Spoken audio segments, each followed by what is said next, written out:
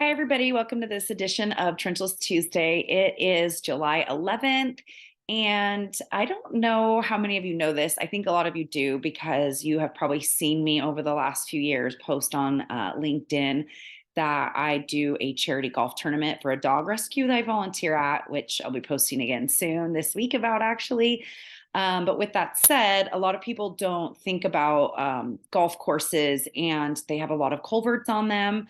I'm actually a big golfer, have gotten into it in the last few years thanks to COVID, as well as my father's a big golfer. So that kind of helped, something that we could do together. My stepdad's gotten into golfing. So it's kind of been a fun family thing that I can go out and do with them now.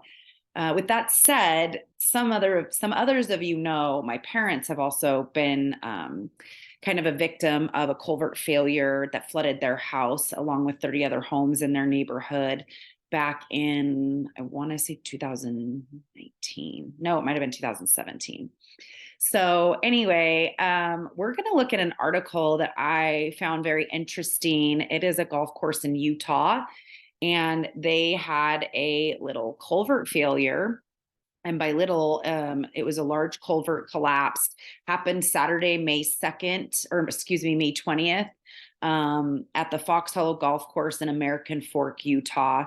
Little we could do to stop it now, but had they fixed it before the culvert collapse, this could have been a totally preventable situation. So let's look at some of the pictures. I'm going to share my screen with you guys.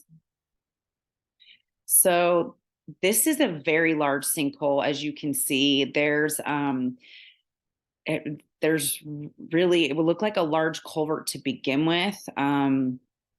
There's really no reason they wouldn't have seen evidence of this happening. There would have been sinkholes and potholes, not necessarily in a roadway, but they would have started seeing it in the grassy areas. They would have started seeing that there had been sinkholes happening to kind of give them a little bit of heads up that this was coming. Oops. So this is a larger view for us to kind of look at from stepping away. You can, and I do play a lot of golf courses that have canals, they have streams running through them, they have obviously man-made ponds, or some of them are real ponds. So there is, this is something that we see. Almost every golf course has some sort of water feature. This is another close-up. You can see how fast that's running through. Part of this maybe have just been a large storm event, but regardless, this could have been preventable for the golf course. Think about the revenue too that golf courses they make on a daily basis, staying ahead of these things versus emergency repairs, let alone shutting down one hole, two holes, maybe three holes. You can see all the corrugated metal here and how badly it was destroyed when this collapsed. So you can see the corrugated metal under this bridge. It seems like it literally just washed out the remaining corrugated metal that was probably in front of this. That's kind of what I think they're saying by carved out. It looks like another example of homes. This is another situation that happened in April in Utah.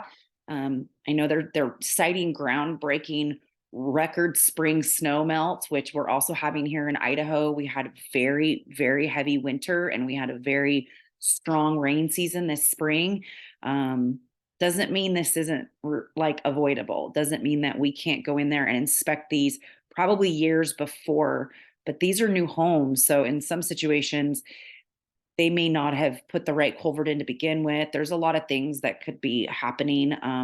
This is where you really want to get involved early, though.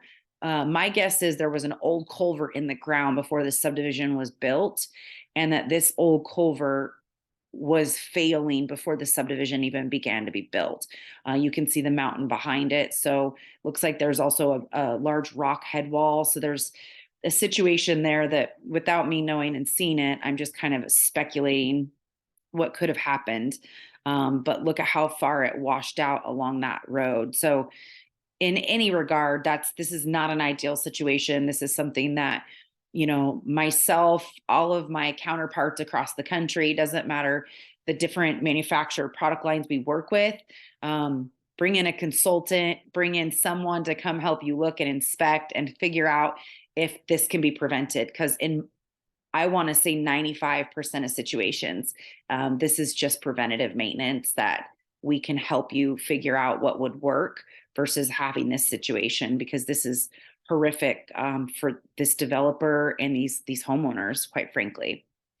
So next week we'll be back. Michael's got a big week ahead of him. He's going to a multiple culvert installations this week, so he's going to be handling Trenchless Tuesday for you guys next week. He'll be showing you that project, and then the week after, I hope to be showing you a very interesting project that I'd like to be out for, but if not, I have one of my great contractors installing. So hopefully we'll get some behind the scenes stuff there. Have a great week, everybody.